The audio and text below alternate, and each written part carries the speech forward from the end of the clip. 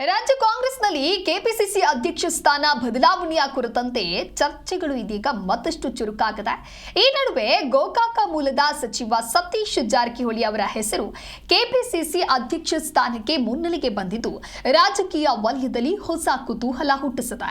ಈ ಹಿಂದೆ ಗೋಕಾಕದಿಂದಲೇ ವಿಎಸ್ ಕೌಜಲಗಿ ಅವರು ಕೆಪಿಸಿಸಿ ಅಧ್ಯಕ್ಷರಾಗಿ ಕಾರ್ಯನಿರ್ವಹಿಸಿದ್ದ ಹಿನ್ನೆಲೆಯಲ್ಲಿ ಮತ್ತೆ ಅದೇ ಕ್ಷೇತ್ರದಿಂದ ನಾಯಕತ್ವ ಸ್ಥಾನ ದೊರಕಬಹುದು ಅನ್ನುವಂತ ಚರ್ಚೆಗಳು ನಡೀತಾ ಇದೆ.